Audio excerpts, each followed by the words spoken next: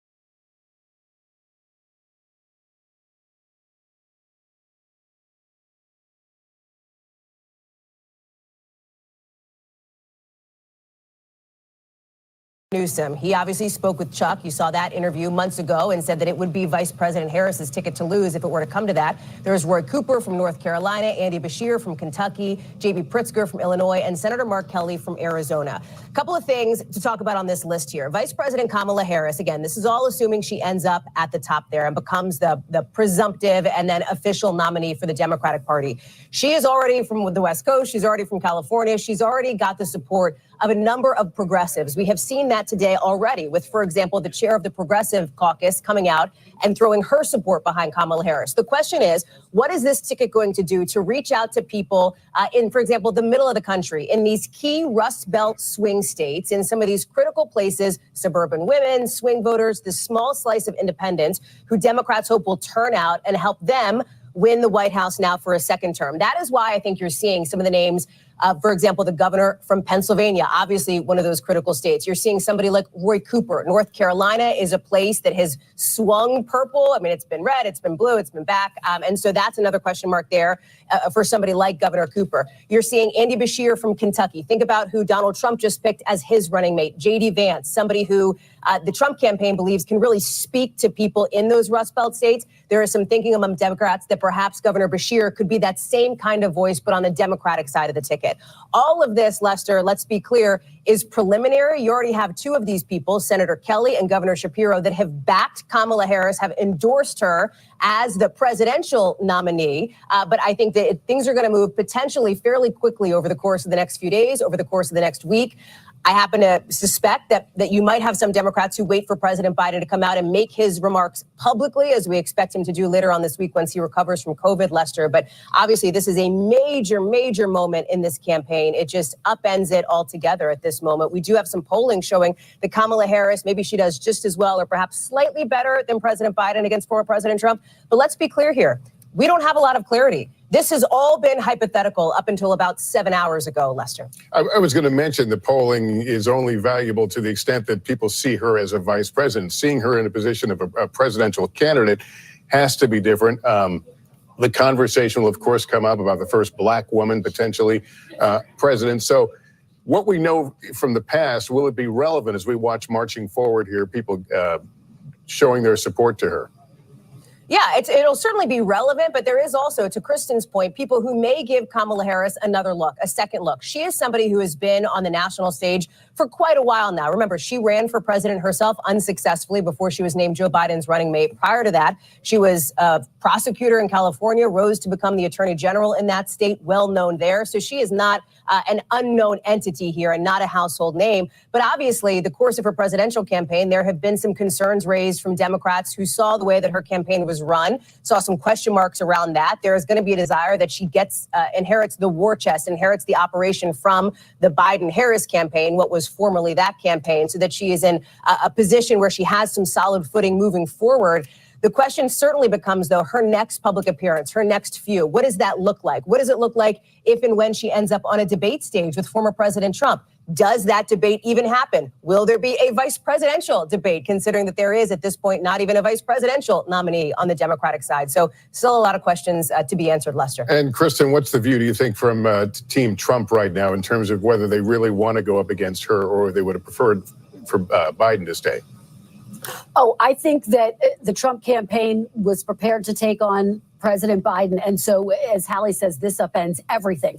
Now, having said that, we know that the Trump campaign has already started doing its opposition research against Vice President Harris, as well as, quite frankly, all of those governors who Hallie was just talking about, because they are also potential candidates to be the Democratic nominee if they so choose. So I think that they are getting this in gear and have been for quite some time, Lester. But there's no doubt, particularly in the wake of that debate performance by President Biden, that they thought they had the upper hand in this race. The polling bore that out both nationally and in the battleground states. And so the Trump campaign is really going to have to pivot here.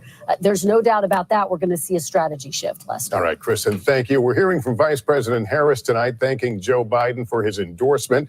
But so many questions remain. Will she get the full backing of top Democrats, as we've been discussing? And how will voters respond to her? Here's Yamiche Alcindor with what's ahead in this historic time. All eyes now turning to Vice President Kamala Harris, who has made history over and over again throughout her life. Her biggest history-making moment was when she was elected vice president in 2020, becoming the first woman and first Black and first South Asian person to hold that role. We believe that our country, all of us, will stand together for a better future. Before that, she had forged a path, shattering glass ceilings. In 2003, she served as district attorney of San Francisco, becoming the first Black woman and South Asian American woman in California to hold that office. Then, 7 years later, she made history again, in the same way when she was elected Attorney General of California. The role made her a rising star in the Democratic Party. In November 2016, Harris became only the second African-American woman ever to serve in the Senate and the first Indian-American ever. Mr. President, I rise to celebrate the anniversary of one of the most significant legislative achievements in American history, the passage of the Patient Protection and Affordable Care Act. She was raised in California, the daughter of a Jamaican father and Indian mother who met as civil rights activists. She later attended Howard University, a historically Black college in Washington, D.C. She went on to law school at the University of California. Then she became a prosecutor, a role she says helped her enact criminal justice reform from within the systems. She often worked on cases dealing with sexual violence. In 2020, she ran for president, hoping to become the first Black woman ever to be president. Now she will try to forge that path again. And Yamiche joins me now. Yamiche, how are Vice President Harris and her allies preparing for a potential campaign against Trump? Well, Vice President Kamala Harris spent today calling around at Democratic leaders, telling them that she believes she has the confidence to beat Donald Trump. She's been telling them that she's going to earn this nomination, and she's going to really talk to all of the different delegates to make sure she can officially win the nomination at the convention. I spoke to one of the people who got a call from Kamala Harris today, Vice President Harris. He was the Congressional Black Caucus Chairman, Stephen Hortzford. He told me that he got emotional during that call because, of course, the history that she's going to make if she was to become not only the top of the ticket, but the first Black woman to be elected. He told me that she told her that this was really going to be a race that she was going to try to not take any constituency for granted. I was also told in the last few weeks that her allies were focusing on the fact that she was going to have to build a campaign operation. So even though she's getting that war chest from the Biden-Harris campaign, there is this idea that she's going to have to build a different kind of campaign tailored specifically to her. And as part of that, she's going to have to be thinking about her path to victory. I'm told by sources close to her that they're really looking at states like North Carolina and Georgia, thinking about Southern African-American voters and really mobilizing them the most. But there's a long to-do list here. Of course, first picking her vice president, but also shoring up donations, because at a time like this, in the last few weeks, donations had plummeted to Democrats into the Biden campaign. So there are a lot of people who are now sort of saying that there are a lot of donors who are energized, really ready to get behind her. I'm also told that she's going to be traveling. Just this week, she's going to be going to Milwaukee, as well as Indianapolis. She's going to be continuing to go on the road as she makes this case to voters, but she has to make up for lost time here. So people close to her say that she's going to be doing that. She's going to be thinking about the staff to hire here, and she's also been thinking about her messaging, specifically because she looks like she's polling best among young people, and that her voice has also resonated with women because she took the lead on abortion access and the messaging for the campaign there, Lester. All right, Yamiche Alcindor, thank you. I want to bring in Democratic Senator from Minnesota, Amy Klobuchar, who has just endorsed Vice President Harris. Senator, thank you for joining us. Hey, Lester. Thank you. You have endorsed her, but you notably did not call for President Biden to drop out. Can you explain that? I think that people played different roles over this last month, but for me, this is not about looking in the rearview mirror. People expressed their concerns in different ways, but ultimately this was the president's decision, and he took the honorable path, Lester.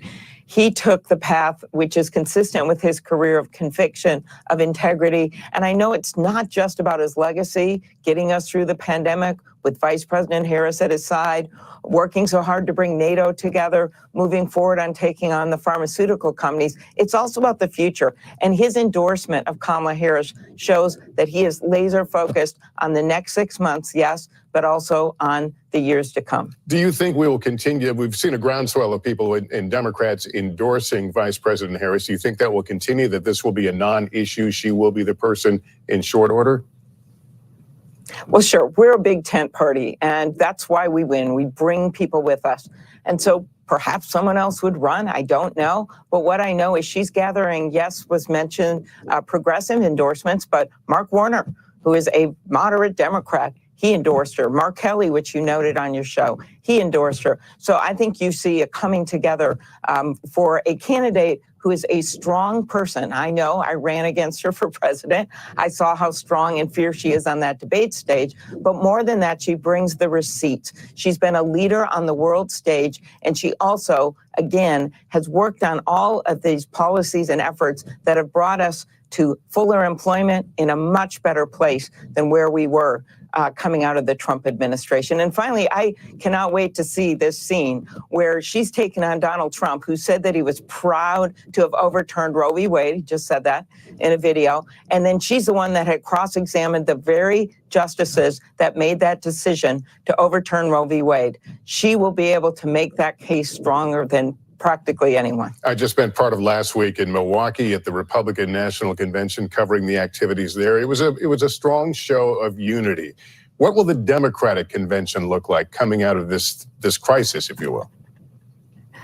We always like to make news for you, Lester. Come on. So the first thing you're going to see is kind of a speed dating situation for the vice presidential candidate because there's just not the time that we've had in the past. However, Kamala Harris knows these leaders, some of the leading candidates, and I know she's going to pick someone that she can trust, that's a great leader and can govern, and then someone who is actually will augment her skills. So we'll stay tuned for that. Then you're going to have a convention that I predict will be unified. There'll have to be a process to get through this if there are others running, because as I said, we're a big tent party. But I promise a positive, unified, and yes, exciting next few weeks. Could this be a moment that falls in the category, be careful what you wish for all those people who did call for the president to step aside?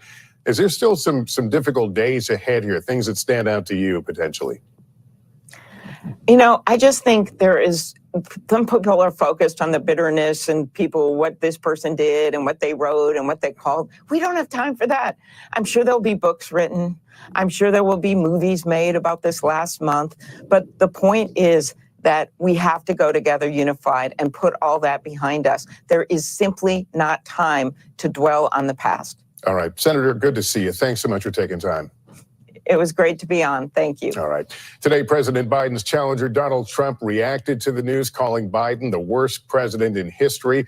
It's a pivotal week for Donald Trump, leading in the polls after surviving the assassination attempt last week and securing his party's nomination at the Republican National Convention. But today's announcement throws the campaign into a level of chaos. Von Hilliard reports on that.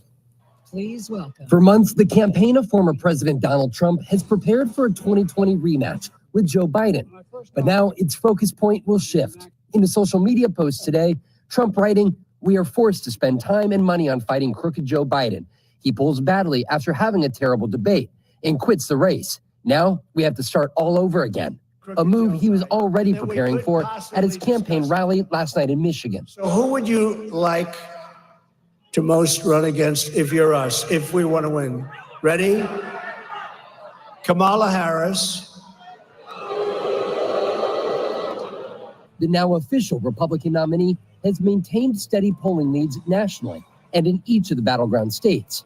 Taken before Biden left the race, recent national polling has showed Harris' current positioning not that different from Biden in a hypothetical head-to-head matchup against Trump. But the Republican nominee already taking shots this weekend at the current vice president, who could become his direct opponent. I call her Laughing Kamala. You ever watch her laugh? She's crazy.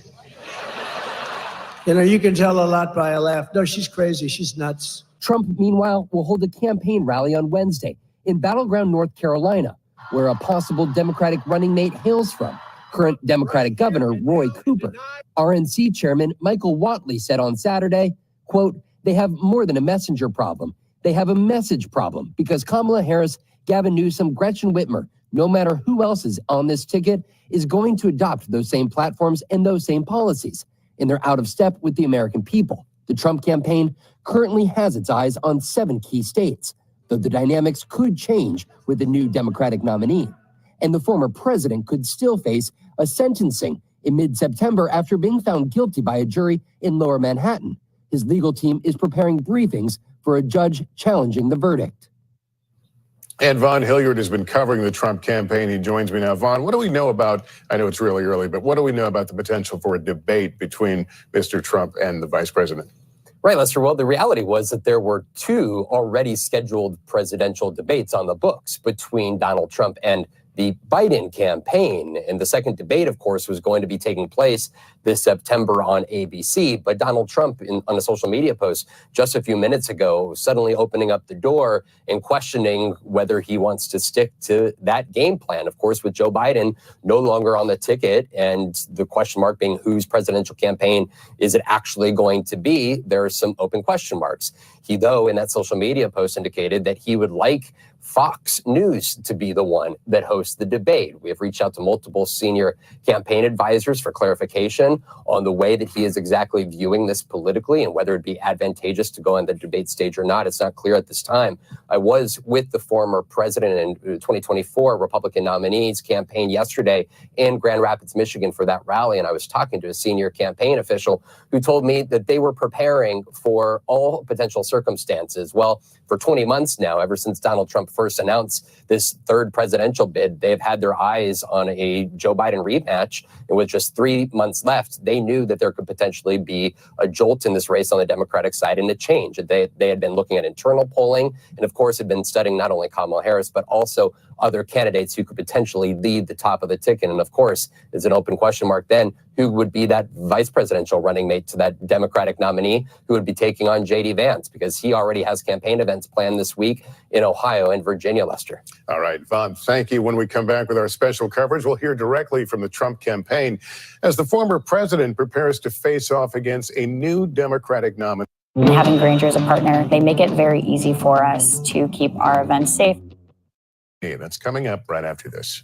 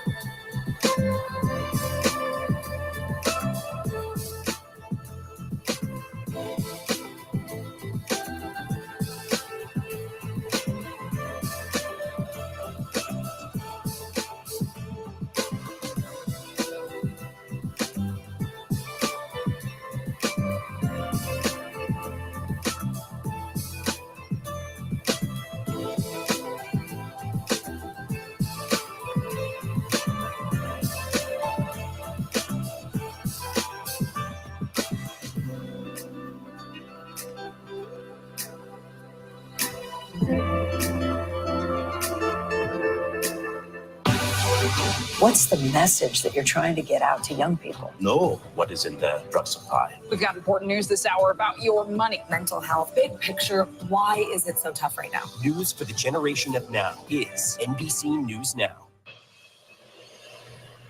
Welcome back to our NBC News Special report on President Biden's historic decision to withdraw from the 2024 campaign. The Republican presidential nominee, former President Trump, talking to his social media platform, Truth Social, or taking to that platform to criticize President Biden, calling him the worst president in the history of our nation. Let me bring in Trump campaign senior advisor Jason Miller. Jason, good to see you. Thanks for taking the time. Lester, good evening. I want to ask you, actually pick up a conversation we were having before the break about a debate. There is a debate that was on the books for September. Will it be transferable, as it were? Well, there's definitely going to be another debate, or I guess in this case, a first debate against whoever the Democrats end up choosing. But I'm not sure that the Democrats are completely locked in on Kamala Harris yet. We see where former President Obama is still yet to endorse. There seems to be a lot of confusion and chaos on the Democrat side, which is in a big contrast to where the Republicans are, as you noted earlier with the United Front in Milwaukee this week. But one thing, Lester, really stands out to me. Less than 1 month ago, literally 3.5 weeks ago, Democrats were decrying the use of these so-called cheap fake videos of Joe Biden shuffling along. And within a month, President Trump has knocked Joe Biden out on the debate stage, and now Democrats have knocked Joe Biden out of the presidential race. And I think it really stands out to me that there's, with all this chaos today and the shift over to Kamala Harris, Democrats cannot name one single state where they're now in better position to win with Kamala Harris than they were with Joe Biden. Well, you know, I know there's been a lot of polling that's been referenced, but I'm wondering how relevant that polling is. I mean, it's a new race. If the vice president gets into it, people will see it through different eyes. And of course, there's the issue of the double haters we've watched develop over the last several months. Does that take that off the table and give voters a chance, someone other than, in this case, President Trump? Yeah, really good question, because these are things that we've prepared for. We've polled, we've done the research, we have the ads cut. We're completely ready to go. This campaign is ready for anything that the Democrats throw at us. And the thing that really stands out from the Harris-Biden administration is that Kamala Harris owns all of the failures of the past 3.5 years, whether it be the record-setting illegal immigration. She was the border czar, for example, the sky-high inflation that's really crushing families all around our entire country. But when you look at the core issue of competence, that is the one thing that voters raise as a concern about Kamala Harris. They do not think that she is ready to step into that leadership position. I was interested, you just said you guys are prepared for this. I mean, how prepared are you? There's things that move very quickly. How prepared are you to run a campaign that now pivots toward Vice President Harris?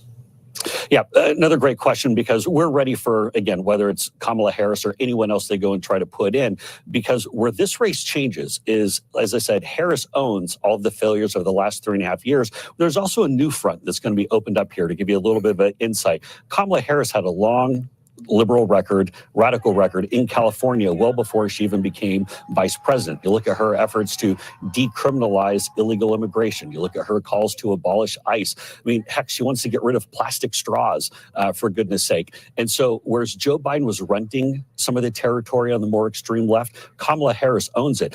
Lester, where the bottom falls out for Democrats, where they have real trouble, is in Pennsylvania, Michigan, Wisconsin. Working class voters, union workers see Kamala Harris as a threat to their very existence, particularly in the auto industry. She has also carried the administration's message about reproductive rights. It's something we didn't hear much of at the Republican convention. Does that change the campaign?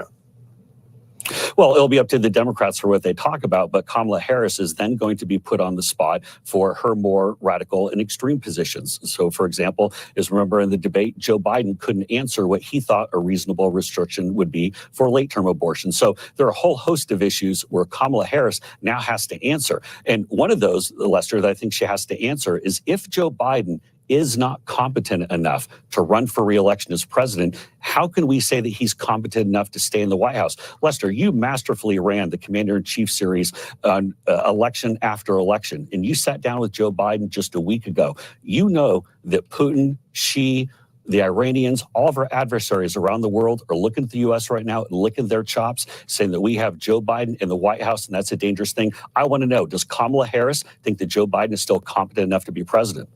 Jason Miller, thank you for coming on. Appreciate it. Thank you, sir. Capitol Hill correspondent Ali Vitale is with me. Ali, we're just learning from two sources that West Virginia Senator Joe Manchin is, quote, considering a White House run. What more do we know about that right now? Well, Lester, this would be the first potential challenger to Vice President Harris, who, of course, has the backing of many in her party in these intervening hours since her boss, President Biden, said he was no longer running for re-election. Manchin is at this point, according to these sources, considering a bid.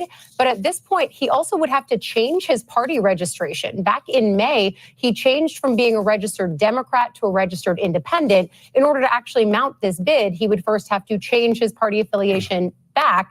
But of course, he spent several weeks and months on a listening tour of the United States. Ultimately, he did not end up running for president then. Many of his advisors say that that could be the same decision he falls to now, but of course, it's too early to tell. And we're just weeks from the Democratic convention, as we just noted a moment ago. How are Democrats on the Hill rallying support for Harris or another candidate ahead of that?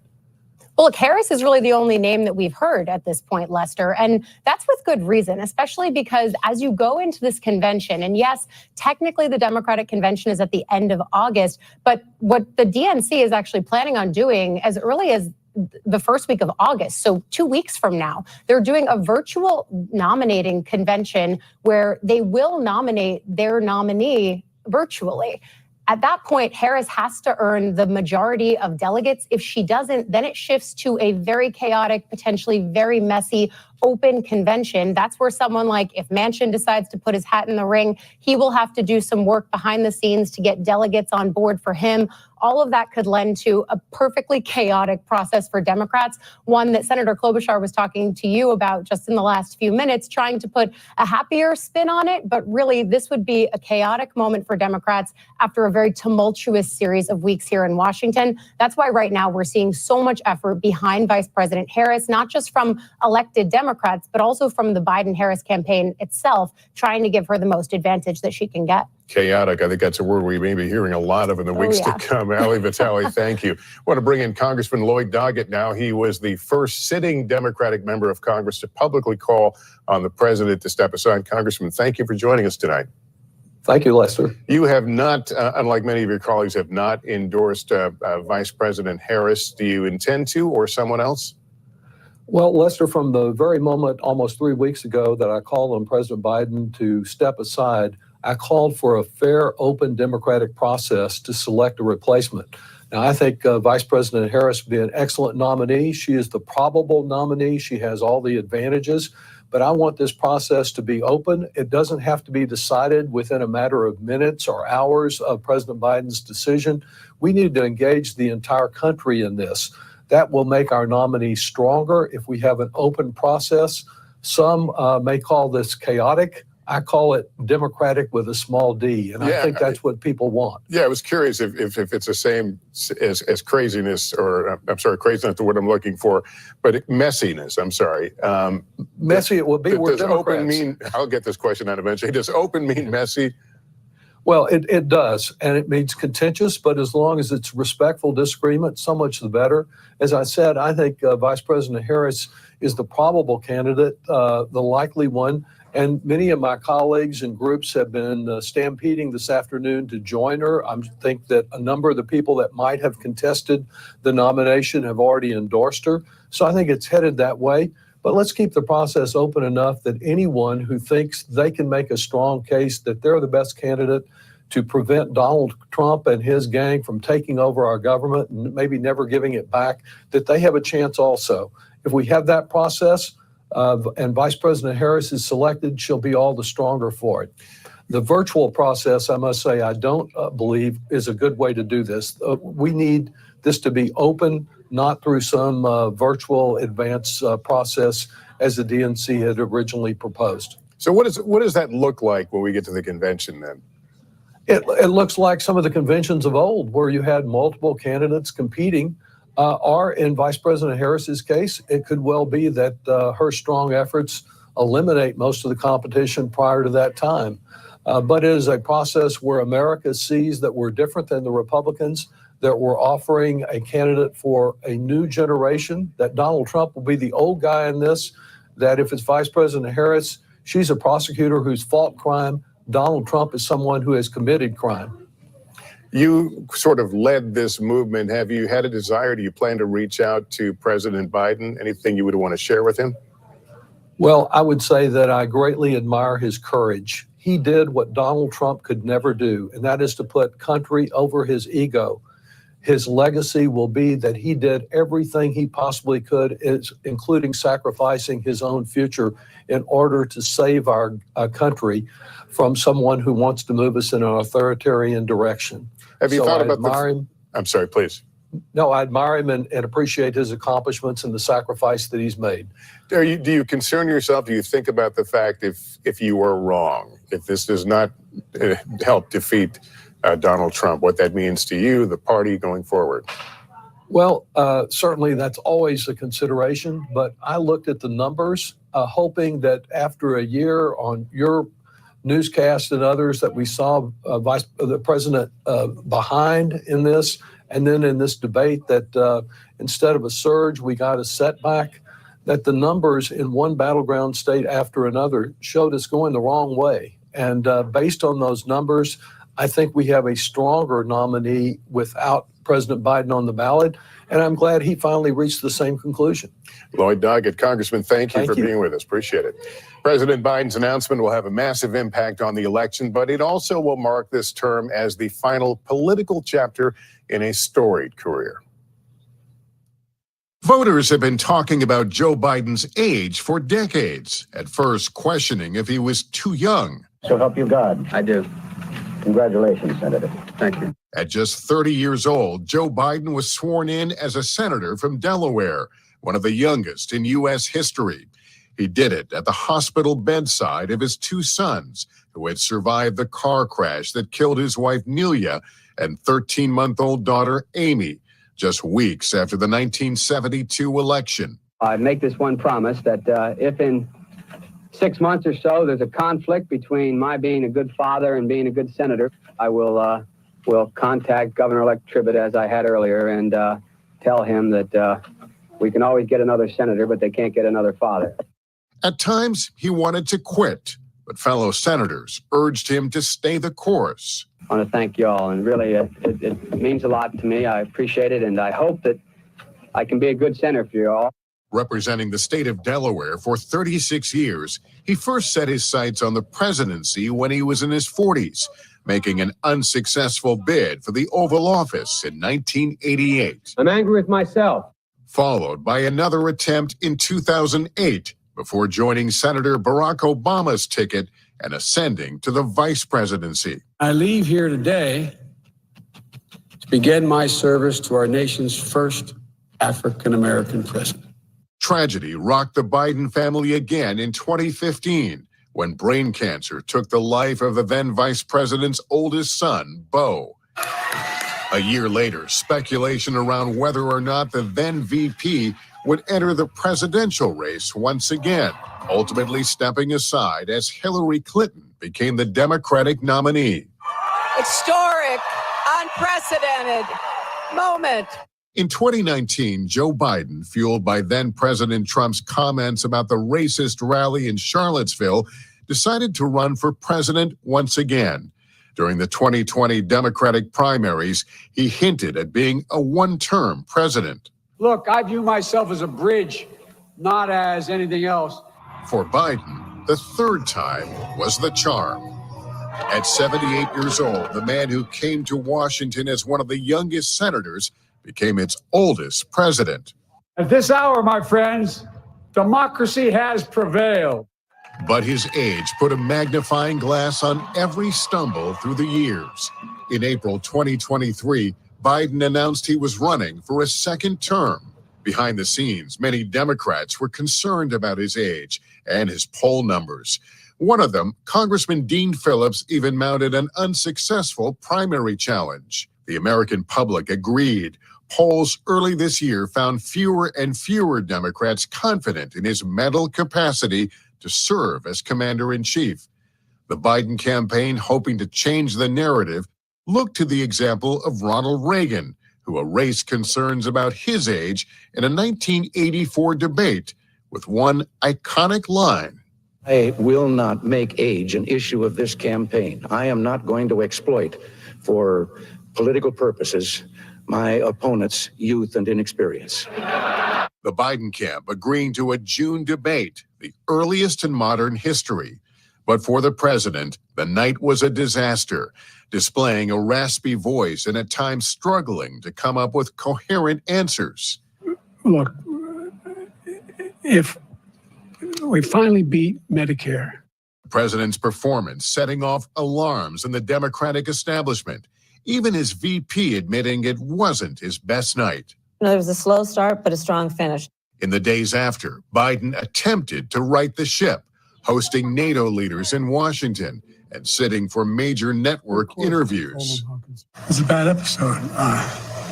No indication of any serious condition. Did you ever watch the debate afterwards? I don't think I did, no. But it wasn't enough, as dozens of House and Senate Democrats began calling for him to drop out. The growing drumbeat finally too loud to ignore. It's up to the president to decide if he is going to run. We're all encouraging him to make that decision because time is running short. The president's more than half a century run in Washington, D.C., now coming to a close, but not the way he wanted. To give us more context on this unprecedented moment in American politics, I want to bring in presidential historian Douglas Brinkley and NBC News presidential historian Michael Beschloss. Michael, let me begin with you. What's history tell us about this moment and where it may end up? Tells us, Lester, that not many presidents like to give up power. George Washington established a tradition in 1795. The job wasn't term limited in those days. He could have served as president for the rest of his life and would have been elected. He was trying to establish a precedent by leaving the presidency that presidents should give up power, when it is the right time to do so. Two recent examples quickly. Truman, 1952, end of March, he said he would not run again for the presidency after losing the New Hampshire primary. 1968, Lyndon Johnson, after almost losing the New Hampshire primary, said he wouldn't seek the nomination of his party for another term. But I now know, I talked to his wife, Lady Bird, who told me what he really had in mind was that he would make peace in Vietnam and the Democratic Convention would draft him for another term, whatever he would answer, yes or no. Obviously, that never happened. Doug, let me turn to you. What do you think is the closest comparable moment to what we're going through now and how it may inform us of where this plays out? Well, Michael did all the tape of Lyndon Johnson, great books. And this reminds us what everybody's saying, March of 1968, to a degree. Lyndon Johnson did a 30-minute talk and told the nation, shocked people, like some were shocked today, that I'm not running for re-election. The nomination was his for the taking. But he had other reasons. He said, I'm focusing on Vietnam. I haven't heard President Biden say I have to focus on Gaza and Israel or Ukraine. I know he might when he gives his speech. But alas, Lyndon Johnson looks good in history for stepping down. And he was great in the public opinion approval for a couple weeks, but then the horrible events unspooled, the assassination of Martin Luther King Jr. and Bobby Kennedy, who had challenged him, and then Chicago at the convention, things went haywire with Mayor Daley's police and yippies and Black Panthers being arrested for protesting. So everybody this year has been feeling kind of eerie about 68. And like Lyndon Johnson, Joe Biden will be remembered for his great domestic legislation, this extraordinary accomplishments not done in a difficult time. He did it in a partisan way and was due to his great knowledge of how the Senate and Capitol Hill works that it got done. Lyndon Johnson has an extraordinary record of civil rights, voting rights, Medicaid, Medicare, on and on. So that's what's ringing my bell, LBJ. And Michael, we know that Vice President Harris right now is getting some notable endorsements from Democrats, but this is still a fractured Democratic Party for sure. How have presidents in the past been able to unite their parties when they have been in disarray? Well, if it was an outgoing president like Truman or Johnson, in both cases, interestingly enough, they did not make an endorsement. So the fact that Joe Biden has said, I want my successor to be Kamala Harris, not only is that something that we have not seen in those cases of history, but it also suggests that he must be pretty strong, feel pretty strongly that she would make a very good president. And it's a complicated relationship, is it not? It always is. And vice presidents usually wind up looking a lot different when they are candidates and presidents from the way they did as vice president. George H.W. Bush is seen as a quite commanding president, especially in foreign policy. But during his 8 years as the understudy of Ronald Reagan, Jimmy Carter said the problem with Bush is that he looks sort of goofy. In moments like these, crises like this, what are the keys for leaders to cut through the noise and communicate effectively? It is basically a matter of saying, this is the way I see this moment. All right, Michael Beschloss and Mr. Brinkley, thank you so much for joining us. Of course, this will ultimately be in the hands of voters. Antonia Hilton has reaction from across the country tonight. Antonia, what are you hearing? Well, voters have been shocked and emotions have been all over the place tonight, Lester, ranging from relief in some cases, gratitude to the president, and some fear of all of the uncertainty. Take a look. Tonight, voters nationwide reacting to that historic announcement about President Biden ending his re-election bid. Shocking, surprising, but at the same time, I think there's been a lot of talk about, worry about his age and if he's competent and able to run. Some voters stunned, others saw it coming. But there was no way he was going to stand after the debate against Trump. It was pretty sad. And some say the president should have dropped out sooner. If it was going to happen, it should have happened a lot earlier. Because, it'll be very hard for, Democrats to win if, with the current situation, because it's so close to the election. With President Biden and a growing number of congressional Democrats now rallying behind Vice President Kamala Harris to become the new Democratic nominee, some voters happy about the change. I do think I am more excited to vote for Kamala Harris than Joe Biden. I think she had a really great voice representing minorities. And she's been a strong advocate for women's rights, for reproductive rights and reproductive justice. I've supported her when she was named vice president for Joe Biden in 2020, and I support her now. But some voters of color have a message to the Democratic Party. Pass over Harris at your own risk. What do you think black voters will do if the party passes over Kamala Harris or someone else? Is revolt a good word? A brand new race for voters to decide, with 107 days to go until the election. The one thing that all the Democratic voters that I've spoken to today, Lester, seem to agree on is that the party needs to unify, show some kind of camaraderie in the weeks as we head toward the DNC, Lester. Yeah, and Antonio, is Biden dropping out and Harris stepping up changing anyone's minds? Well, what's interesting is that surveys show that she is on par or even slightly ahead of Biden in matchups with Trump, even in those critical swing states. And I'll tell you, I spent a lot of time today with very young voters, even new voters, and some of them were skeptical of Biden, even uncertain about voting in the past. And they say they're very energized now. They appreciate a younger candidate, her energy. They say they're going to get behind her this fall if she's the nominee, Lester. I was watching with great interest the conversations you're having with folks, and there's a kind of a narrative that in the summertime, this time of summer during an election year, people are not tuned in. They're going about their business, enjoying the summer. What I heard there is people who are tuned in, who understand the stakes and understand these candidates. I saw the same. Chris Jansing asked me earlier, were you the person to break the news to lots of people on the street in New York about what happened with President Biden today? I did not break news to anyone. Everyone got push alerts to their phone. They were watching on Twitter. They were reacting in real time. They were tuning into our programs. And this is the youngest voters. It is the oldest voters. And everyone was bracing for this moment. I think as we've seen the news drip out these last several weeks, voters were primed for this and their emotions were really all over the place. One of the things I really heard, especially from some of the older voters today, was a lot of gratitude for the president. In some cases, they kind of spoke directly to him through our camera, trying to say thank you for all that you've done in recent decades. This is, of course, a Democratic city, so there's a lot more of that here in New York than maybe other parts of the country. But they really were almost ready for this moment.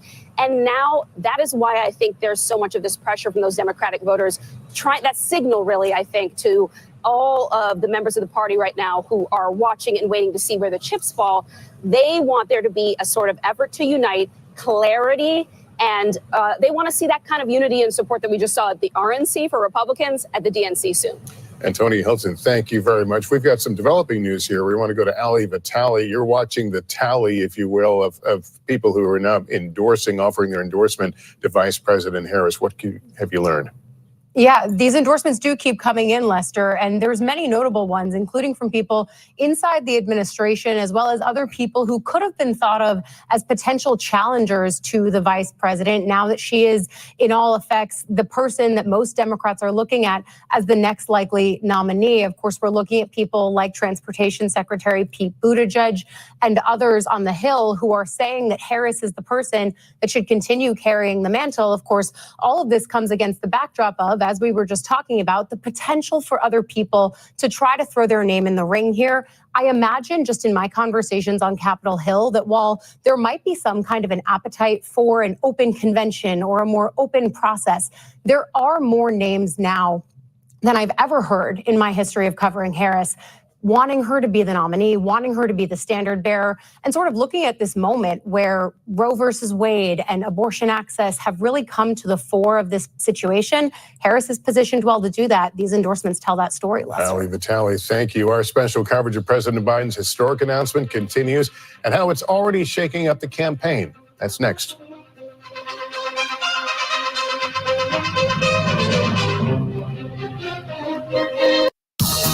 Pay, get paid. Shop online and in-store. Check out the Venmo Teen account. Wix gives you the power of AI to build the website you need. With full business functionality and a design tailored just for you. Customize every element of your website and watch your vision come to life in minutes. Control everything from the biggest tasks to the finest details. Personalized, optimized, ready to go live.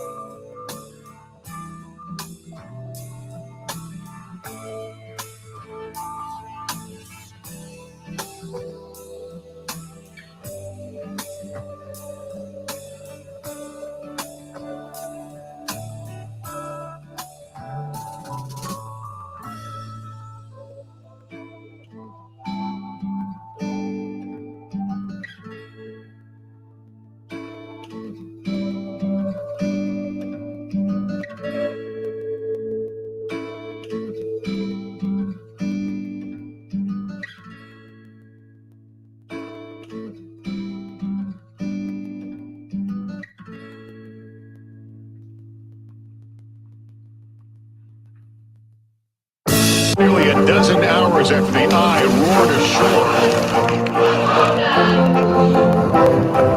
There is some late-breaking news.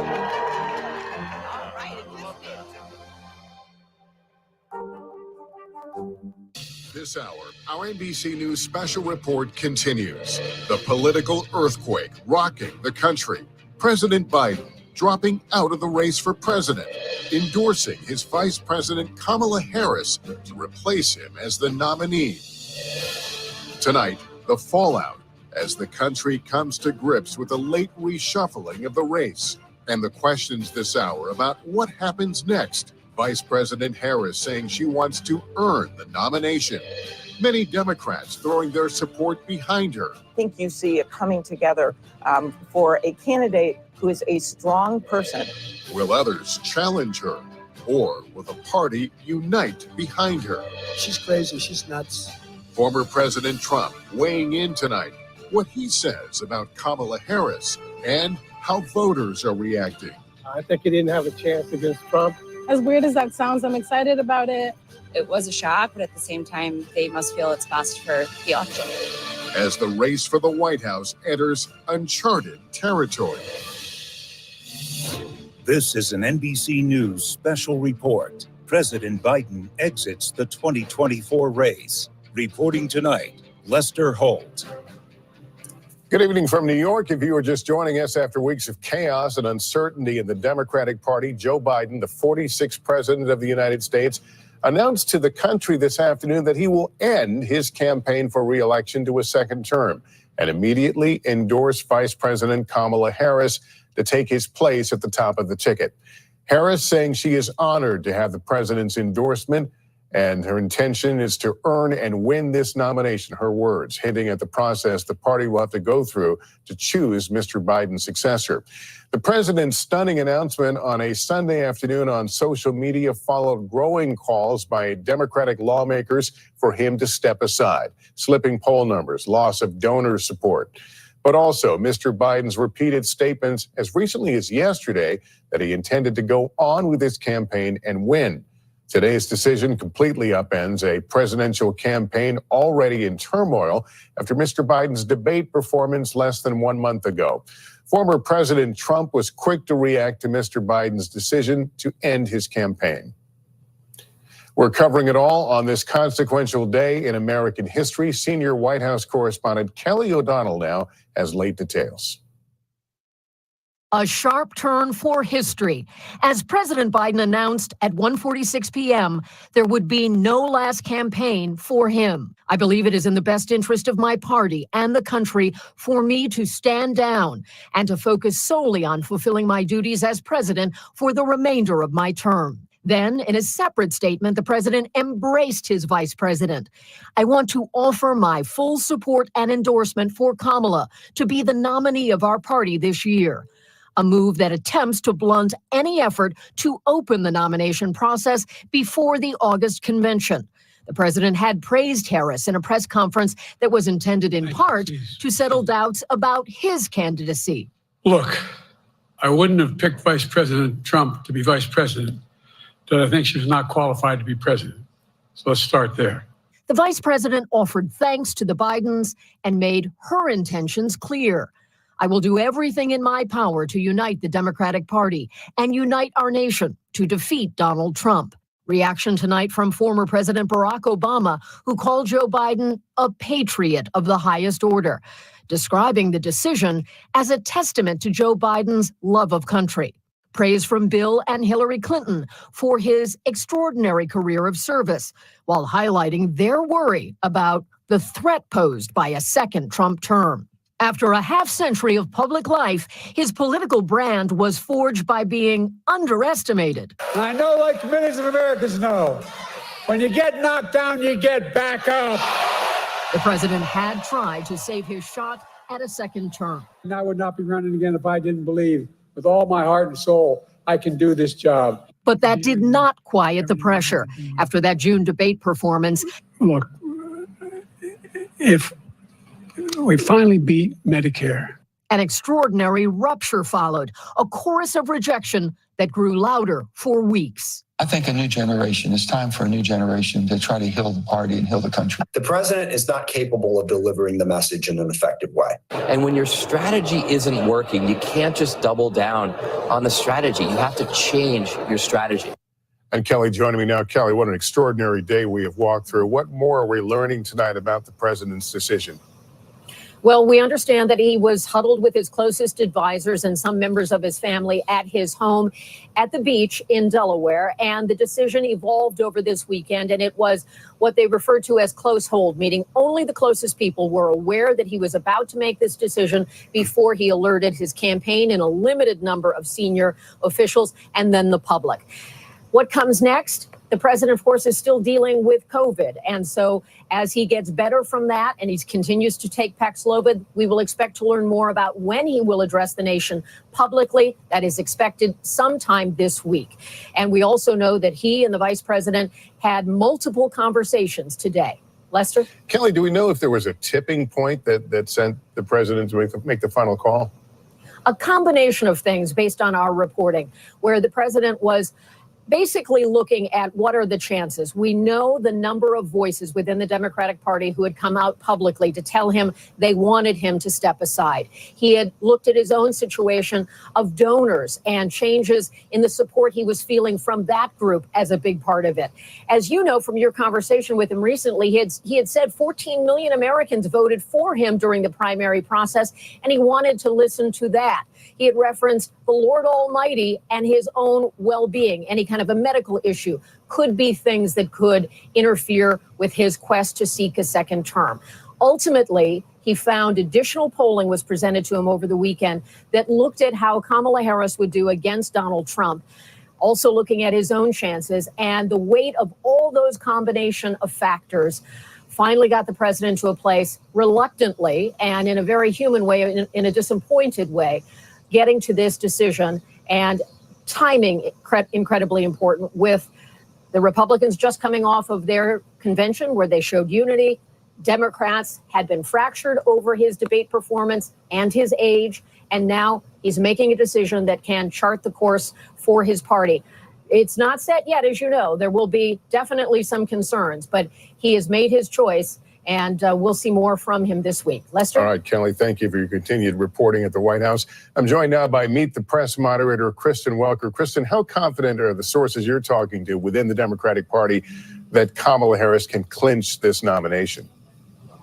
Well, Lester, they're confident and they're hopeful. And I just spoke with a top Democratic lawmaker who said there is a new energy that has been infused into this race, which has been totally upended. Donors are coming back and asking, this person said, where can they donate? How quickly can they send their money? Because it takes one big factor off the table, Lester.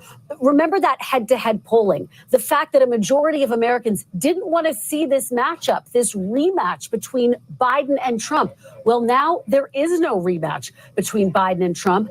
And Vice President Kamala Harris is to some extent the new face in this race. Now, yes, of course, she has served as vice president, but I've been talking to sources who say this is a chance really for her to reintroduce herself to the American people. They also, her supporters believe, as though she's found her voice on issues from reproductive rights as well as voting rights, for example. So they are feeling energized. One Democrat said they are breathing a sigh of relief. There is now someone to prosecute the case against former President Trump. I think you're going to hear that word prosecute a lot, Lester. Remember, Kamala Harris is a former prosecutor. She's hails from the great state of California. And now I think she is going to lead in part with that part of her background, that she's prosecuting the case against former President Trump. She just sent out her first fundraising email. And in it, she writes, in the coming days, as I hit the campaign trail to meet with Americans and lay out the choice in front of voters in the fall, I cannot imagine two more starkly different visions for where we want our country to go.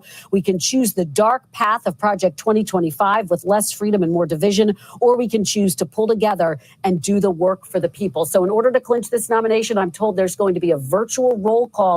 The goal will be for her to get the nomination there. If not, if she falls short, then you are going to see a lot of chaos. But look, some Democrats think it would be okay to have an open primary process. They say the bottom line is, Lester, there is new energy that has now been infused into this race. It seems, though, Kristen, like this is going to be a delicate dance. I mean, she's got to start raising that money right now, as you suggested. She already has put out an appeal. But at the same time, she is probably waiting for the president to make his remarks public. We understand with his COVID diagnosis, his voice may not be up to it, but it feels like this is could be a very awkward window we're watching.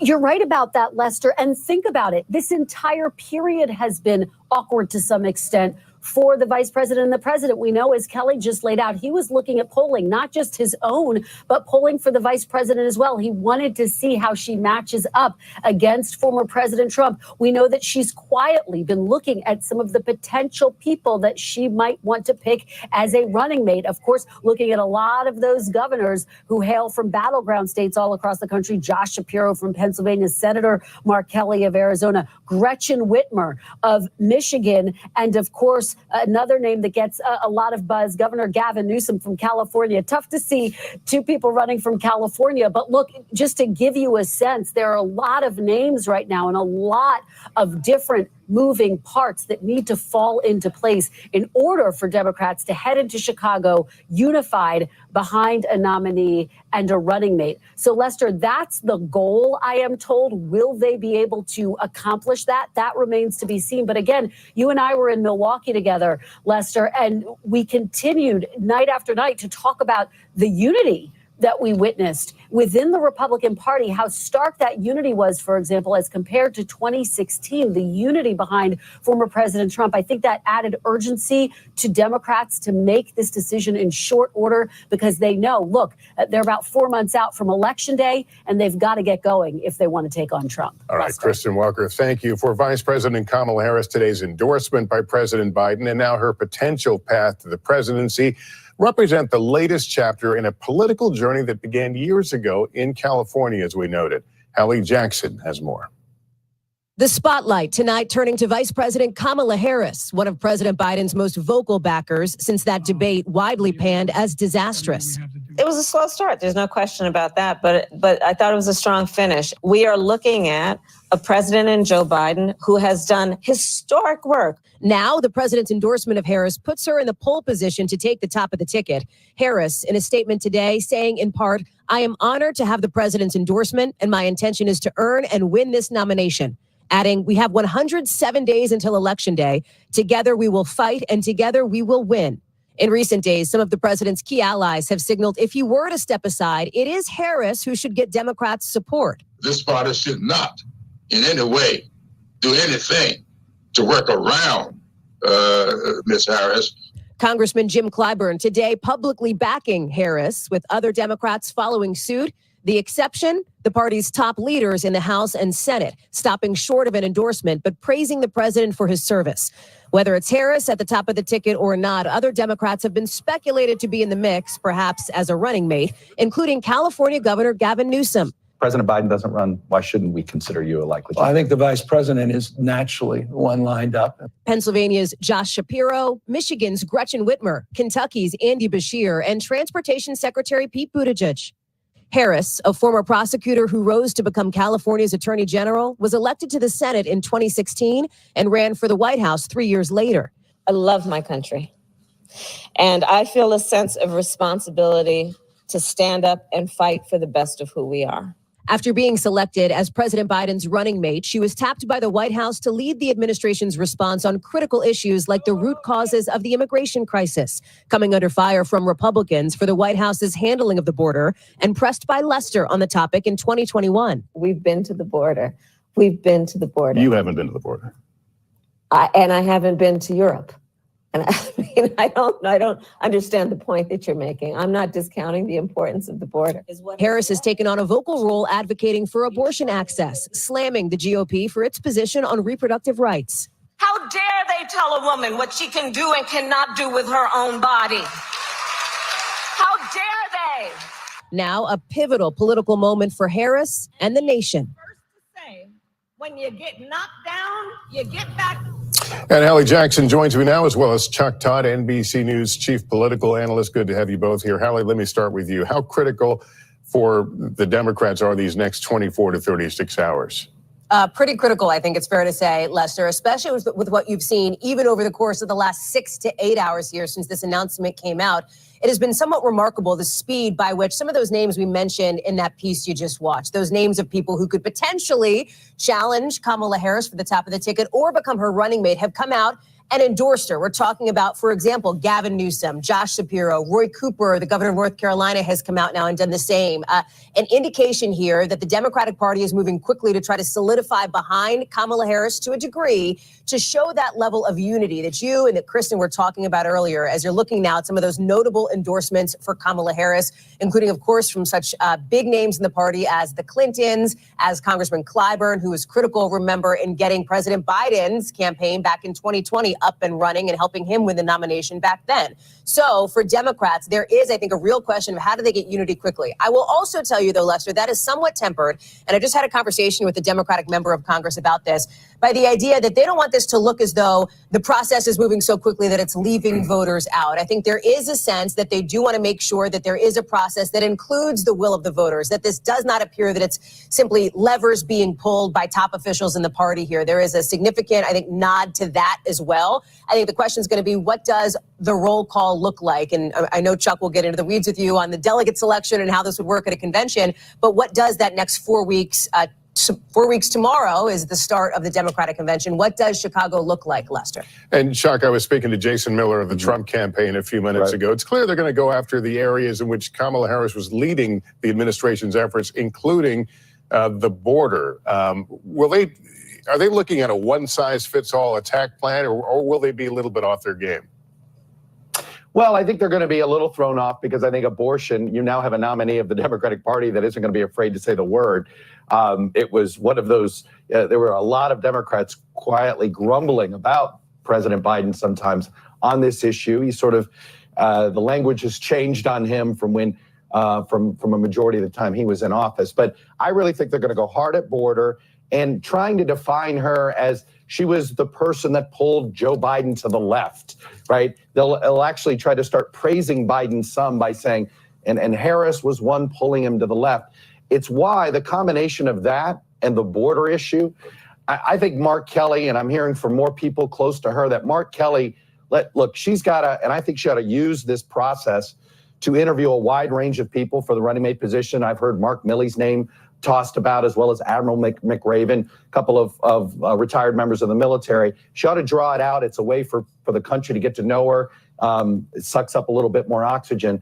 But Mark Kelly would probably be the running mate that the Trump campaign would fear the most, because he would be there to neutralize on the border. He was very critical constantly of both President Biden and Vice President Harris on the border. He had to, coming from the state he comes from. And then you have the intangible factors.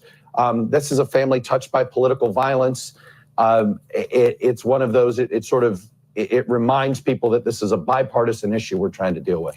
Is this an animating moment, though, when you step back, an animating moment for a party that just spent the last several days watching Republicans in what at times felt like a love fest, frankly? Well, I think it's what increased the pressure on President Biden to do what he did. I think when you saw this is a very unified Republican Party, the most unified arguably since George W. Bush in 2004. And, you know, there was a lack of energy. There was a lack of enthusiasm. We've been seeing it all year. You know, I think one of the unintended consequences of all this is we had been heading to a very low turnout election. The country had told us they didn't really want to see it. The presidential debate, which of course sparked all of this, Lester, the lowest rated first presidential general election debate we ever had. Fewer people tuned into it. People thought they already knew these guys. All of a sudden now there's a massive plot twist. And I think you're going to see more people engaged. And it's an opportunity for both former President Trump and Vice President Harris, because I think there's an extra group of voters who had sort of given up on the system that they were giving them two unpopular candidates, and they might take a listen. And Hallie, we have, of course, not seen the president come out. He is still apparently suffering the effects of COVID. But how important is that moment where we actually see him presumably with Vice President Harris in the Rose Garden or some other location? Yeah, wherever it may be. And of course, presuming that he is, in fact, appearing with the vice president. It's an important moment for the country, Lester. It's an important moment for Democrats, but it's also an important moment for history. Remember how extraordinary this is here. This is a generational thing. We haven't seen this in decades, something like this. And that's to say that there even is anything like this here. So when President Biden addresses the nation, whenever that may be at some point this week, he will be essentially laying that down for the history books. And you're already hearing praise from Democrats who are touting President Biden and what he's doing is the ultimate act of selflessness. You're hearing that from members of his family. You're hearing that from key allies.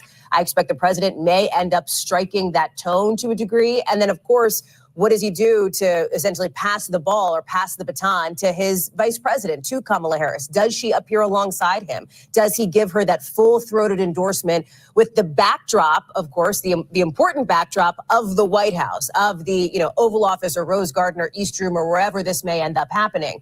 So I think there's going to be so many people watching to see his tone, his demeanor. Because remember, Lester, while he is withdrawing from the ticket, he is not leaving the White House. He will continue, of course, to stay in that position of the presidency until the end of his term. So there is still, for lack of a better phrase here, Lester, there's still business to be done. There's still work to be done over the course of the next several months, aside from the political campaign, Lester. All right, Hallie, thank you very much. I'm joined now by presidential historian John Meacham, who has helped write key speeches for President Biden. John, have you spoken to the president today or at any point leading up to his decision?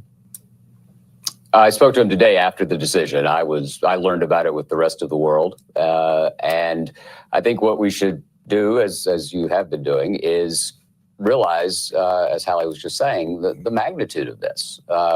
Yes, there are the politics, and yes, we're naturally going to be looking at what happens the day after and the day after tomorrow.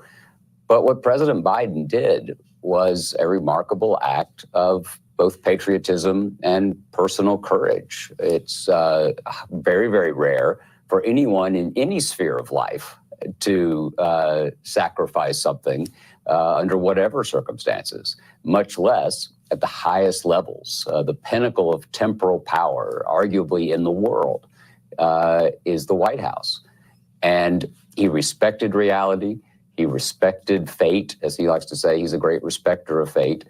And I think understood, like Lincoln, that public sentiment is everything. With it, you can do anything. Without it, you can't do anything. And so this was a recognition of his duty, I think, to the country. You said you spoke to him today. I don't expect you to give the full details of a private conversation, but can you give us a sense of what his headspace was like?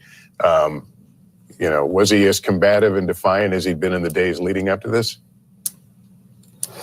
You're right. I don't want to discuss a conversation. I think the letter captures where he is. Remember, President Biden, I think I've always thought this, is rather like an upside down iceberg. You see most of it. And sometimes it's perhaps, there's always, for all of us, there's some part we don't see. But he has been doing this a very long time. And he looked at reality. He made his decision. And I think it's a exemplar. It's an example for all of us, really. I don't mean to be sentimental. I don't mean to be mindlessly congratulatory about it. But as a historical matter, very, very few people do this. And in an era where so many of us privilege power over principle, where a lot of us would rather take than give, I think it's a moment for the country to consider that the president has given us a lesson that our own wishes, our own immediate desires should not always be controlling. He had apparently indicated to others that he didn't think that him coming off the ticket would be the magic bullet that many thought. He really thought he could win. Do you suspect there's a part of him that still thinks he could win? I don't know. I will say that as my friends in Tennessee, I think it was Estes Kefauver, once said, the only cure for politics is embalming fluid. And so I can't really imagine that there's not something, let's just be honest, in his psychology. Of course, he's been doing this for 50 years, more. And so political creatures are political creatures. That's what's so amazing about the decision he made, is he's a politician who made a principled decision. And I'd love to say that politicians always do that. But as it's been said of John F. Kennedy's book, Profiles in Courage, that there's a reason it's short and one volume. It's not a ton of examples out there. This is one. You may have heard last Monday, I guess it was, that I sat down with the president for an interview. And one of the questions I asked him, who does he rely on, for, counsel during crises like this? And he says he relies on himself. Did that surprise you at all? You know him, obviously, in a way that I don't. Yeah, that was a really interesting moment in your interview. Not really in terms of surprise. If you think about it, he's doing this a long time, counted out again and again and again. Remember, Joe Biden's life is one of remarkable victory. 29 years old, youngest senator, he has to wait for his birthday to get sworn in, all of that. And then tragedy strikes. His life unfolds with the expectation that he'll be a very young president. And the 1988 campaign implodes. It goes back to the Senate. He barrels down. He almost resigned, by the way, the Senate before he took the job. He was going to go back to Wilmington, raise Hunter and Beau after the death of his wife and daughter. His sister Valerie was very much involved, and that was going to be the story. He wasn't going to go, and was encouraged to do so, not least by the incumbent senators at the time. And he likes to say it probably saved his life. And then he's sort of counted out. He has health issues in that era, and loses in 2008, becomes vice president, no expectation of that. And in 2016, we thought the story was over, right? His son Beau has died. He has decided not to run for president in 2016. And that seemed to be the end of the story. And then Charlottesville happened. And the unfolding, still relevant threat was a compelling reason for him to step into the breach. And that's what he did for American democracy and for his vision of what the country should be. Remarkably successful legislative president. I think I'm a biographer of George Herbert Walker Bush. I think President Biden's handling of Ukraine and NATO in particular ranks with some of our finest foreign policy moments ever. Remember how you don't get much credit politically. This is what people like me do. You don't get much credit for keeping bad things from happening. That politics doesn't reward that. History has to reward that. And so it's a difficult thing sometimes to translate that kind of success into immediate political benefit. And John, that's just a perennial problem. Before I let you go, as we noted, you have written key parts of speeches for the president before. Will the speech that he will ultimately give when he's healthy enough to go before the cameras, will that be his toughest? I can't see how it wouldn't be. I will say this, though, and I think this might be important for all of us to bear in mind. This is not the worst day of Joe Biden's life by a long, long shot. He has experienced more tragedy, he has prevailed, he has endured, and he has served. And I think the country should take a moment and reflect on that. All right, John Meacham, thank you so much for coming on with us tonight. Appreciate it. Thanks. Let's bring in NBC News Capitol Hill correspondent Ryan Nobles. Ryan, if you can bring us up to speed on the latest endorsements that have come in for Vice President Harris. We just got a significant one in the last few minutes, Lester Holt, and that is Representative Alexandria Ocasio-Cortez of New York. She, of course, a leading progressive figure, someone who was among the group of congressional Democrats that was insistent that Joe Biden stay in the race. And one of the things that we've been closely tracking is whether or not progressive Democrats would get behind Kamala Harris's campaign.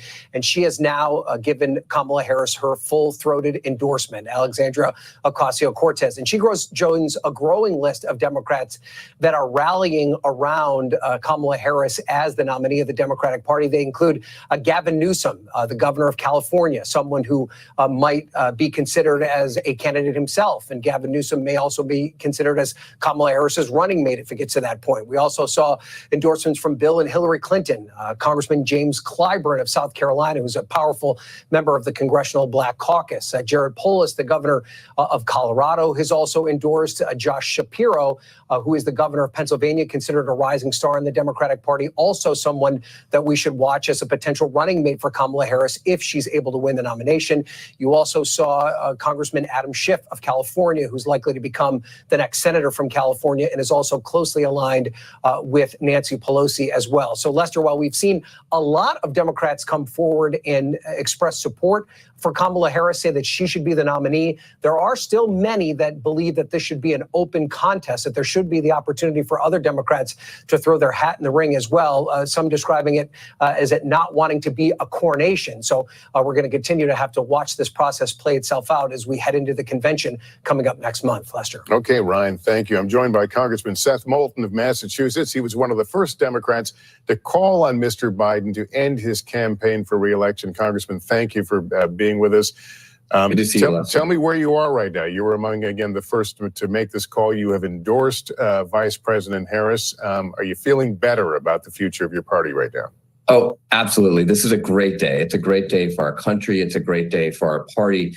And it's a great day for President Biden. I think this will burnish his legacy. He will go down in history as someone who not only wielded great power, but had the courage to give it up, to pass on the torch to the next generation. And he'll be remembered fondly for this moment, in addition to his decades of legislative accomplishments, both in the White House and in the Senate. But do you miss an opportunity if the party does not embrace the idea of an open vote to let others throw their hat in the ring if they wish? Well, I'm not opposed to an open vote at all. I've proudly endorsed Vice President Harris. I think she's ready to go. She's been training, being in the White House for 4 years. She can tap right into all the Biden campaign resources that he's accumulated, this amazing infrastructure across the country. And of course, there's not that much time. She's going to show Americans that she has an incredible vision for the future of our country, in contrast to Donald Trump's dark vision of taking us backwards. But having said that, my endorsement for her doesn't mean that there shouldn't be an open process. I think that the Democratic Party has shown here that, unlike the Republican Party, we are willing to respond to Americans' concerns. Remember, 3 out of 5 Americans said they didn't want Trump or Biden to be the nominees. One party has said, hey, we hear you, America. We're making a change. Can you do a campaign can a campaign be done that quickly, though, given you're right, there's a lot of cash that's potentially available, but in terms of just covering the territory, finding a running mate, what does that look like? Well, in many ways, that's why the vice president is so well positioned to take the reins here and run with them. And she has a lot of that infrastructure. She has that experience of being in the White House. But yes, there is time, Lester, because the contrast is so great. You know, this is not running against someone like Mitt Romney. This is running against Donald Trump, his very dark vision for the country, the Project 2025 things, taking rights away from women, bringing us back to the 1950s. I mean, this is not a vision that most Americans want to embrace. So I think there's plenty of time for the vice president or whoever the nominee is to show that massive contrast with Trump and ultimately win the election. All right, Congressman, thank you for taking time to be with us. It's good to talk to you. Good to see you, Lester. Still ahead, we'll talk to Congressman James Clyburn, who played a big part in getting President Biden elected, about what's next for the future of the Democratic Party. That's after this.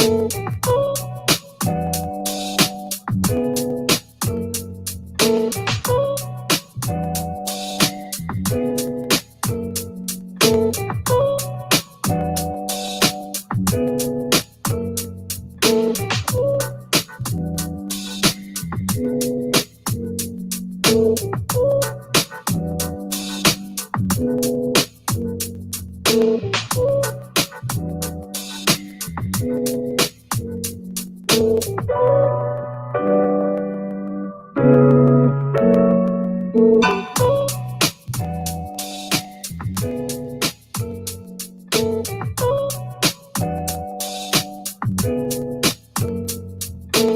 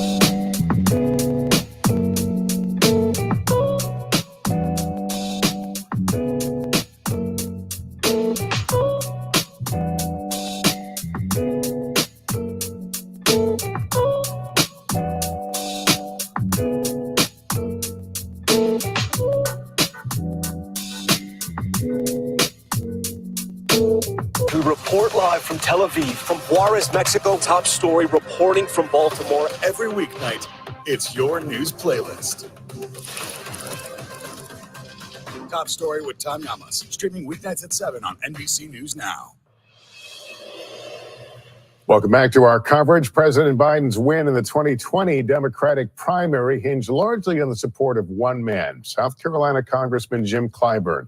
He helped secure the nomination for President Biden when he ran 4 years ago. And the congressman is good enough to join us this evening. Thank you for being with us tonight, sir. Well, thank you very much for having me.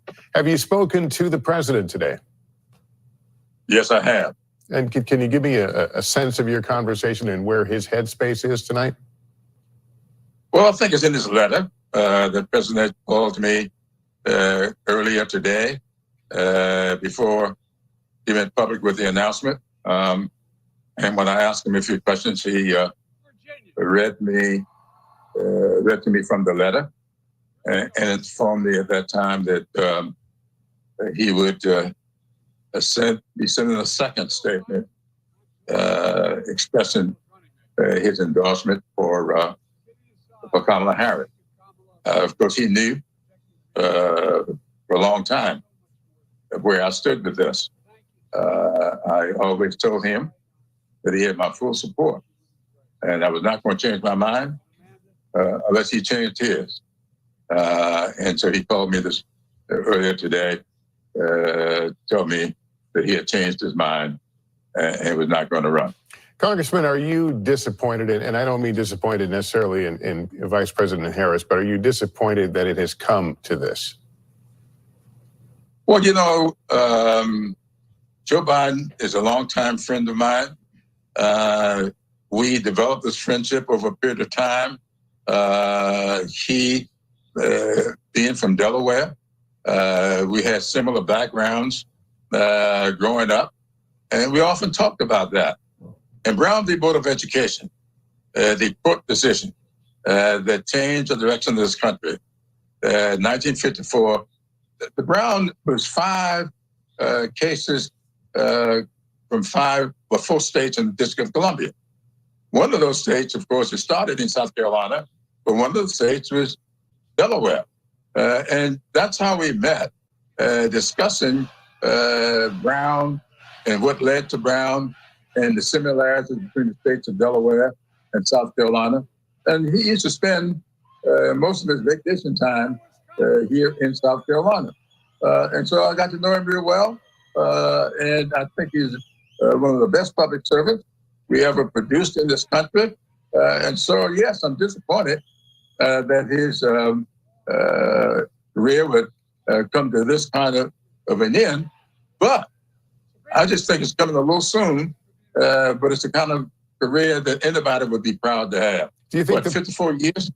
Do you think the party is staged to in a position to win now based on what has occurred? Oh, I think so.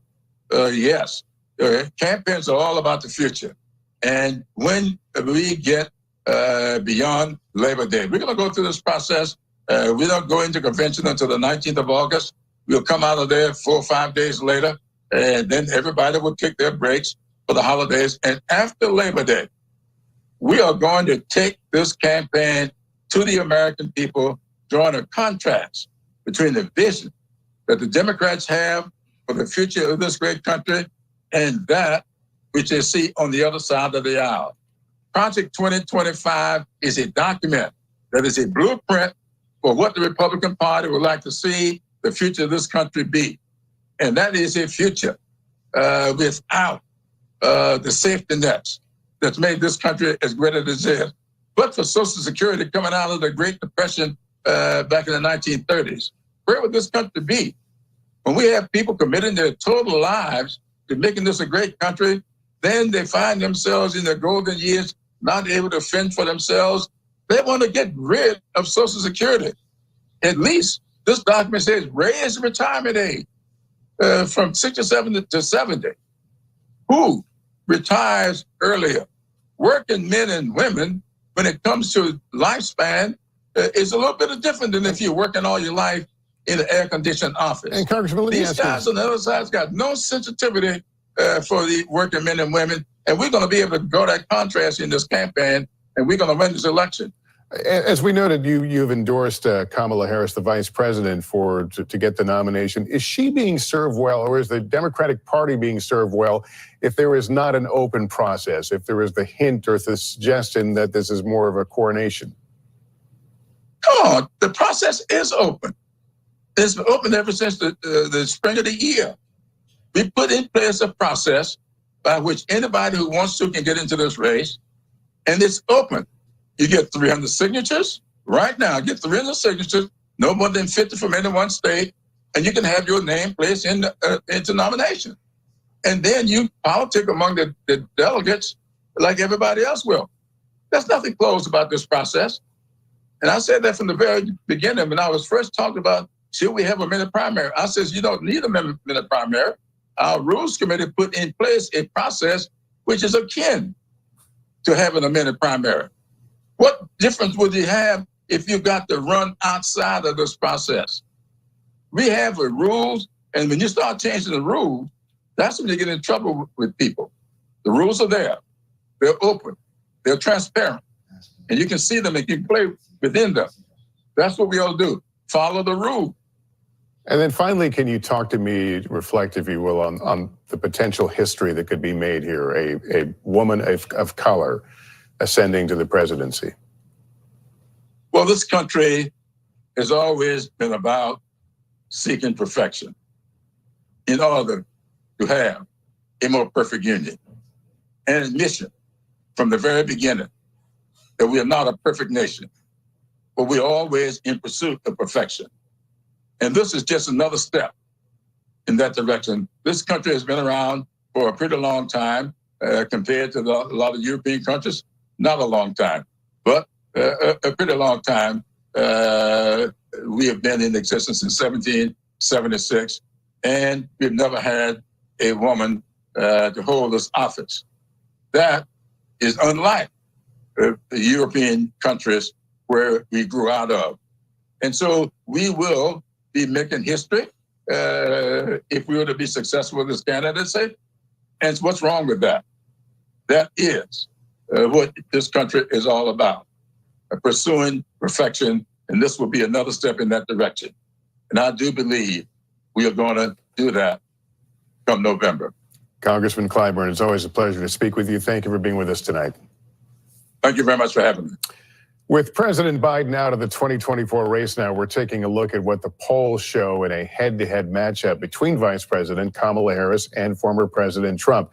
NBC News national political correspondent Steve Kornacki joins me now to kind of walk us through it all. Steve? Yeah, Lester, I mean, that is the strategic question for Democrats. They were concerned about Joe Biden's ultimate ability to win this election. If they do end up with Kamala Harris as their presidential candidate now, does it change the basic political realities they were worried about? So look at it this way. This is the average of all of the national polls conducted since that debate at the end of June that started all of this. And you see the average, Biden trailing Trump by 2 points nationally. Of course, very significant, not just that Biden was behind, but if you went back 4 years to 2020, there really was no point in the entire campaign when Biden trailed Trump in the national average. So that made that even more significant. But okay, since that debate, these polls have also started to ask, well, what about Kamala Harris as the Democratic nominee? Offering respondents that choice as well. In the polls that have tested both of them, here's the average for Harris versus Trump. Not much different. Harris does do a point better than Biden. 45 goes to 46, and the average Trump stays at 47. So at least at the beginning, if Democrats do go with Harris, they'd be taking a candidate trailing by 2 on average, replacing with a candidate who trails by 1 on average. Of course, the question is the introduction of Kamala Harris as a presidential candidate, the Democratic convention, the new attention on her. Would that help those numbers? Would that improve them? Conversely, would that hurt those numbers potentially if the rollout doesn't go that well? Those are some of the variables, though, but that's the starting point on head-to-head. And we also look at the basic image of each candidate when we ask the question, favorable or unfavorable view do you have? Again, the average for Joe Biden has been very bad, 36% favorable, 57% unfavorable. Now, Kamala Harris, where does she clock in here? Little bit better, but not much, 36 to 38 on the favorable side, and the unfavorable comes down 57 to 52. Meanwhile, Donald Trump, who she'd like to run against now,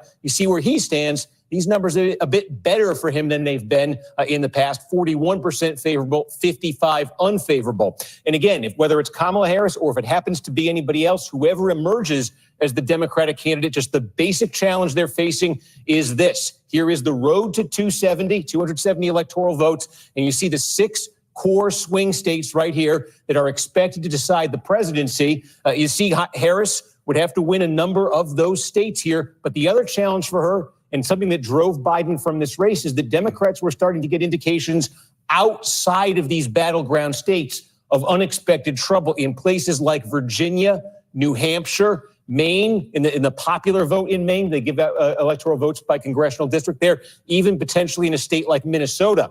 So for Harris or whoever the Democratic nominee becomes, the two challenges are, first of all, shore up states like that Democrats weren't expecting to have to sweat over, and then get to work in those battleground states. Again, all those battleground states in 2020 were Joe Biden states, Lester. All right, Steve Kornacki, thank you. Our special coverage, our look at President Biden's more than half a century in public service and what his decision means for the next chapter of American history. We'll be back.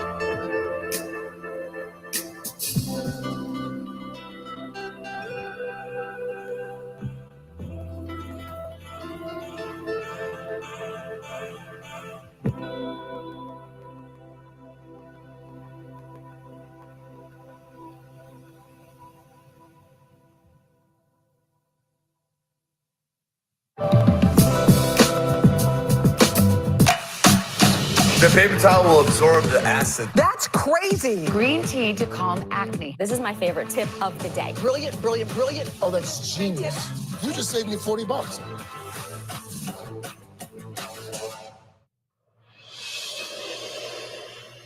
We are back with our special coverage of President Biden ending his campaign for re-election. Let's bring in senior legal correspondent Laura Jarrett. Laura, what happens to Biden's campaign war chest? A lot of money there. Yeah, and I think there's been sort of a working assumption that it automatically goes to Harris, but it's not actually that simple since they're not actually the official nominee.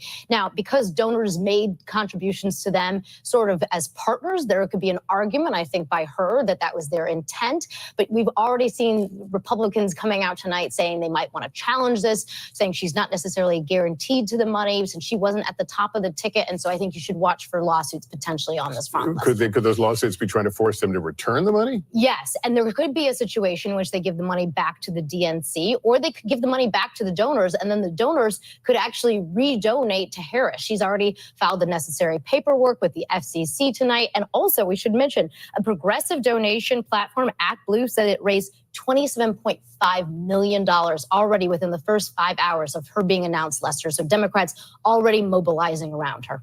All right, Laura, thank you. Let's bring in former U.S. Senator and NBC News political analyst Claire McCaskill.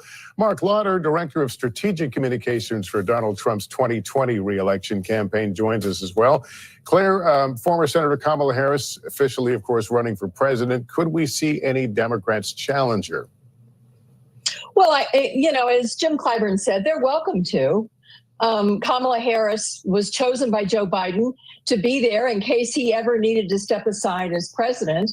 And she was on the ballot and gained the votes of 14 million Democrats in the primary process. So you're seeing today, I think, Lester, in some ways, almost a surprising coalescence to people who aren't watching this carefully by the Democratic Party around Kamala Harris. The leaders have held off, wanting to make sure that nobody thought this was being forced down anyone's throats.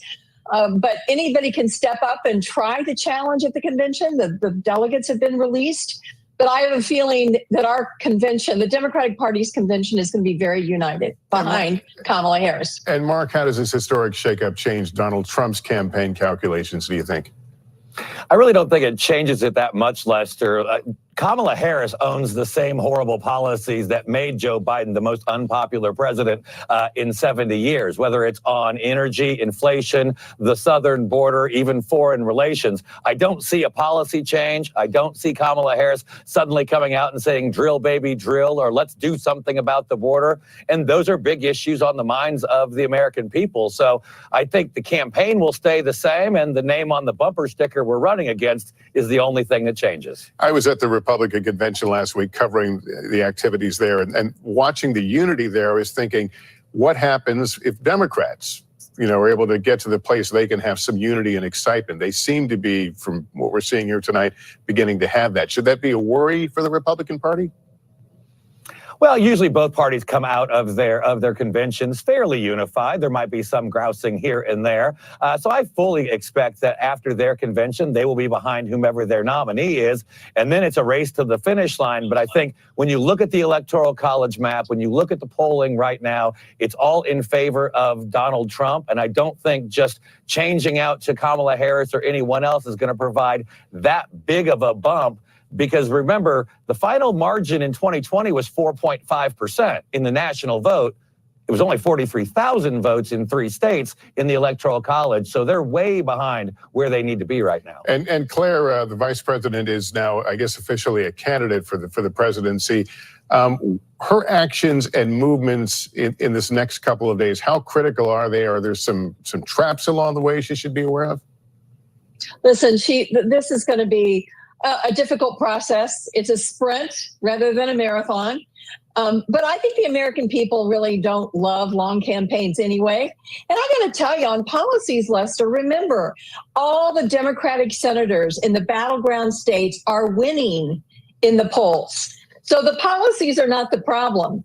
And I think with this now, a youthful candidate compared to a very old candidate, a prosecutor versus someone who has been prosecuted, I like the contrast.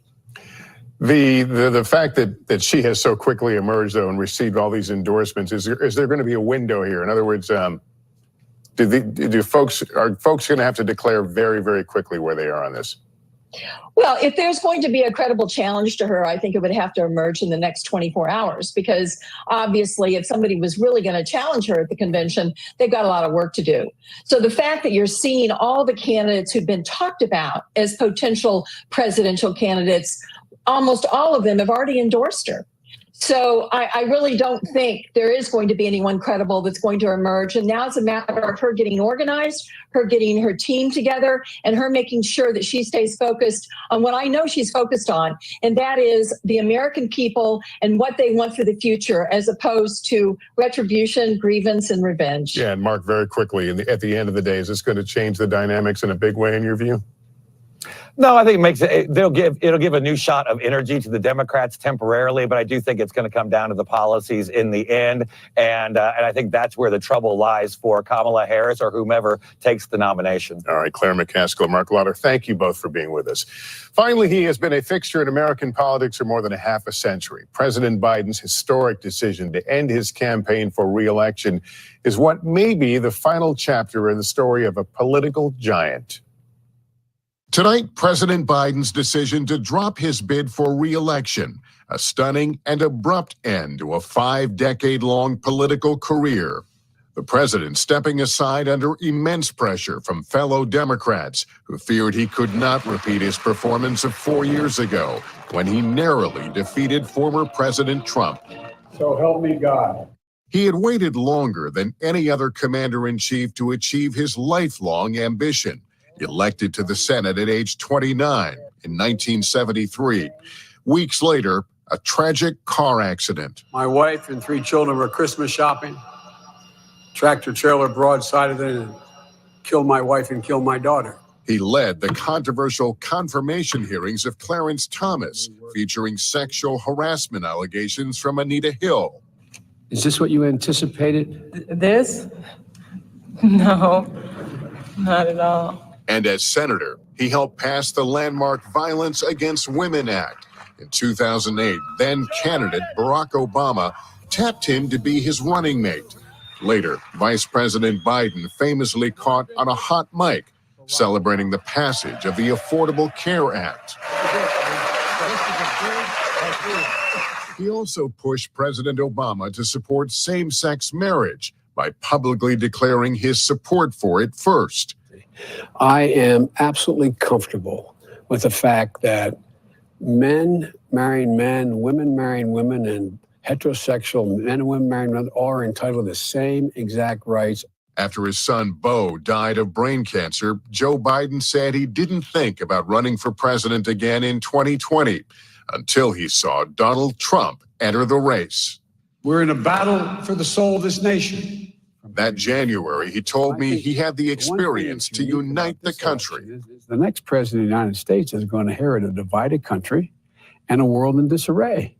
And the question is, who is best prepared at this moment to be able to deal with both of those crises? That seems like a bold statement from any politician in this environment right now to suggest that you might be able to heal the depth of divisions in this country. We have to. Lester, if we don't, we are in deep trouble. Later that year, we spoke at a town hall after his first debate with then President Trump.